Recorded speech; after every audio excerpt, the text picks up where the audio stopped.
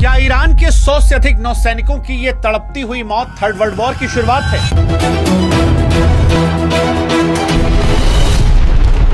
क्योंकि जिस वक्त दुनिया की नजरें इजराइल के तेल अवीव की बमबारी, तेहरान में खामनोई और 160 से अधिक बच्चों की लाशों पर थी, ईरान में दिख रहे मलबों पर थी, उसी वक्त इंडियन ओशियन के गहरे नीले पानी में अमेरिका ने वो कर दिया जिसकी शायद कल्पना भी किसी ने नहीं की थी। ईरान का सबसे मॉडर्न जंगी जहाज, जिसका 24 घंटे पहले भारत में स्वागत हो रहा था, वो समंदर की गहराइयों में दफन हो चुका है और इसके साथ ही 100 से अधिक ईरानी नौसैनिकों की जल समाधि बन गई है। कोई इसे अमेरिका का स्मार्ट मूव कह रहा है, कोई इसे अमेरिका का सबसे बड़ा धोखा कह रहा है। लेकिन इस खौफ को समझना है तो ये फैक्ट समझिए कि दुनिया ने ऐसा मंजर आखिरी बार 44 साल पहले 1982 के फॉकलैंड युद्ध में देखा था। तब से लेकर आज तक दुनिया में किसी ने भी इस तरह से जंगी जहाज को डुबाने की हिम्मत नहीं की थी।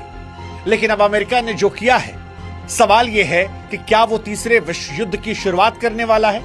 क्योंकि जो खबर श्रीलंका के तट से आई है उसने डिफेंस एक्सपर्ट्स के माथे पर पसीना ला दिया है। ये कोई मामूली मिलिट्री घटना नहीं है, ये समंदर के सीने पर लिखी गई मौत की वो कहानी है जिसे दुनिया आगे आने वाले दशकों तक नहीं भूलने वाली है। अमेरिका के लिए तो ये सेकेंड वर्ल्ड वॉर के बाद इस तरह का पहला अटैक है और इसके साथ ही ऐसा दिखता है कि शायद दुनिया के ग्लोबल शांति के ताबूत में अमेरिका ने वो आखिरी कील ठोक दी है जहां से बातचीत खत्म हो जाती है। अब बर्बादी का दौर शुरू होता है। बर्बादी ईरान की, बर्बादी इजराइल की, बर्बादी अमेरिका की और इसके साथ बर्बादी दुनिया की, क्योंकि ईरान जो खामनोई और 160 बच्चों की मौत से पहले से ही बौखलाया था, इस घटना के बाद वो पागलपन की पराकाष्ठा को पार कर सकता है। और अगर ऐसा होता है तो दुनिया में तेल के दाम जो हैं वो आसमान को छू जाएंगे। अगर रूस या चीन ने साथ दिया तो क्या वो न्यूक्लियर अटैक कर सकता है? आज सवाल ये नहीं है कि ईरान बदला लेगा या नहीं, सवाल ये उठ रहा है कि ईरान का बदला अब यहां से कितना भयानक होने वाला है। और इसीलिए ये कहानी, ये खबर बहुत बहुत महत्वपूर्ण हो जाती है। अगले 10-15 मिनट आप बने रहिएगा क्योंकि ये खबर दुनिया का रुख बदलने वाली है। इस खबर की हम शुरुआत करें उससे पहले हमारी फिर से आपसे गुजारिश है कि हमारे व्हाट्सएप चैनल, जिसका लिंक हमने कमेंट सेक्शन और डिस्क्रिप्शन बॉक्स में दिया है, उससे आप जुड़िएगा ताकि पल पल की अपडेट युद्ध को लेकर फैक्ट के साथ हम आप तक पहुंचा सके। अब शुरुआत करते हैं इस घटना से।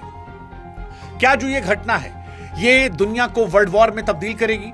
तो देखिए, बहुत स्पष्ट हम आपको बता दें कि यह हमला सिर्फ ईरान के जहाज को डुबोने का नहीं है, ये तमाम उन इंटरनेशनल समझौतों की मौत है जो हमें अब तक थर्ड वर्ल्ड वॉर से बचा के रखे थे। इसके नतीजे इतने खौफनाक हो सकते हैं कि पूरी दुनिया का नक्शा बदल सकता है। सबसे बड़ा खतरा तो ये कि अब हिंद महासागर पूरी तरह से एक डेथ जोन बन चुका है। अब तक ये समंदर बिजनेस के लिए सबसे सुरक्षित माना जा रहा था, लेकिन अमेरिका की इस स्ट्राइक ने यह साबित कर दिया कि यहां कोई भी सुरक्षित नहीं।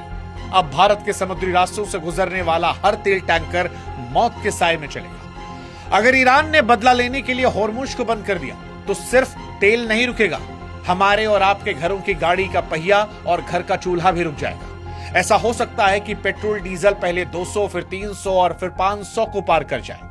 और यहीं से सवाल है कि क्या अमेरिका ने जो ये कदम उठाया है, यह अमेरिका, इजराइल, ईरान को तो जलाएगा ही, लेकिन दुनिया को भी क्या भुखमरी कगार पर ले जाएगा? लेकिन इससे बड़ा खतरा दूसरा है, क्योंकि इस घटना के बाद परमाणु युद्ध का खतरा भी बड़ा हो गया है।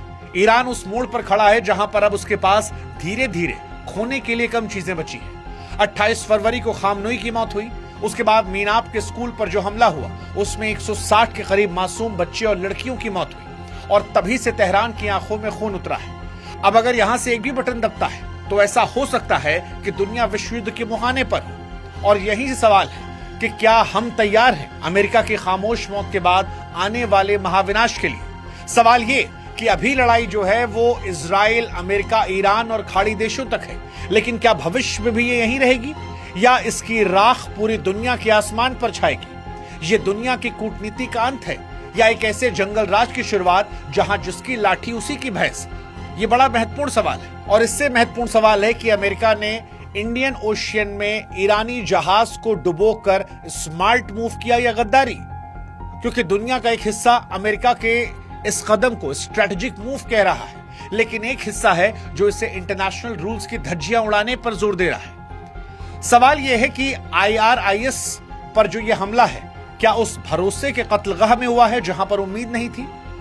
क्योंकि अमेरिका ने इस जहाज को उस वक्त निशाना बनाया जब वो एक इंटरनेशनल फ्रेंडशिप मिलन 2026 से लौट रहा था, और इसके बाद अमेरिका के मंत्री पीट हेग्सेथ की वो क्रूर मुस्कान, जहां पर प्रेस कॉन्फ्रेंस में उन्होंने इसे क्वाइट डेथ और अमेरिकी नौसेना के लिए 1945 के बाद की सबसे बड़ी जीत कहकर न सिर्फ 100 से ज्यादा नौसैनिकों की मौत का जश्न मनाया, बल्कि मानो दुनिया को चेतावनी दे दी कि अब कोई भी सुरक्षित नहीं है।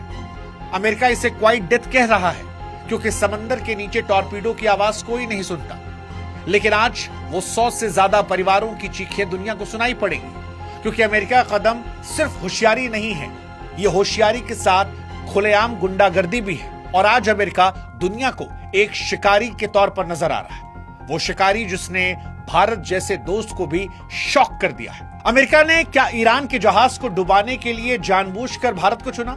यह सवाल आज भारतीयों को भी सुनना चाहिए। क्या वॉशिंगटन ने जानबूझकर इस हमले के लिए वो जगह और वो वक्त चुना जब IRIS देना विशाखापट्टनम से वापस लौट रहा था? भारत एक तरफ मेहमान नवाजी कर रहा था, तिरंगा लहरा रहा था, फूल चढ़ा रहा था और फिर विदा कर रहा था, और इन सब के बीच में अमेरिका घात लगाए बैठा था। और उसके बाद अमेरिका ने अटैक कर दिया उन सैनिकों पर जो भारत से तिलक लगा कर निकले थे। सवाल यह है कि भारत क्या इसका कर्ज चुका पाएगा?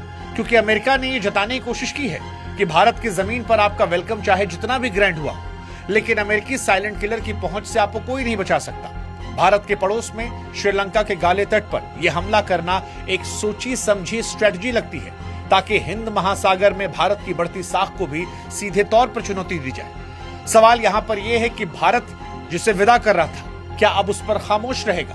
क्या हमारी न्यूट्रलिटी कीमत 100 से अधिक ईरानी नौसैनिकों की जान है? और क्या विदा करने के बाद हम इस पर भी कोई टिप्पणी नहीं करेंगे, जैसे हमने खामनोई की मौत पर या 160 बच्चों की मौत पर खामोशी अख्तियार कर रखी थी? यह समझना बड़ा जरूरी है, और साथ ही समझना यह भी जरूरी है कि वो कौन सा शिकारी था जिसने शिकार किया, क्योंकि यह हमला टेक्नोलॉजी के हिसाब से जितना सटीक था उतना ही डरा। मतलब आप कल्पना कीजिए कि समंदर की गहराई से एक मौत का गोला आता है और पल भर में 100 से अधिक जिंदगियां खत्म हो जाती हैं। लेटेस्ट रिपोर्ट कंफर्म करती है कि अमेरिका की वर्जीनिया क्लास की किसी भी न्यूक्लियर सबमरीन ने समंदर के नीचे किसी भूत की तरह इस जहाज का पीछा किया और इसके बाद IRIS देना को टॉर्पीडो से डुबो दिया। जैसा कि हमने बताया कि पूरी दुनिया में साल 1982 के बाद यह पहली बार हुआ है। अमेरिका की तरफ से सेकेंड वर्ल्ड वॉर के बाद यह पहली बार हुआ है। टॉर्पीडो का इस्तेमाल करना ही यह बताता है कि अमेरिका इस जहाज को संभलने का एक सेकेंड भी मौका नहीं देना चाहता था। यह सिर्फ एक जहाज को डुबोना नहीं था, बल्कि ईरान की इंटेलिजेंस की एक बहुत बड़ी नाकामी भी थी। अमेरिका का इस साइलेंट स्ट्राइक ने धोखे की एक नई किताब लिख दी है और खून के इस खेल ने समंदर में जंग के तौर तरीकों को हमेशा हमेशा के लिए बदल दिया है। अब यह सवाल उठ रहा है कि सच है कि युद्ध में सब जायज है, लेकिन फिर भी मित्रता करने आए एक जहाज को इंडियन ओशन में डुबो देना, क्या यह नाजायज था? और क्या 180 परिवारों को इंसाफ मिलेगा? क्योंकि गाले के समुद्री तट पर जो तबाही दिखी है वो किसी भी इंसान का दिल दहला सकती है। श्रीलंकन नेवी ने जो बताया वो डराने वाला है।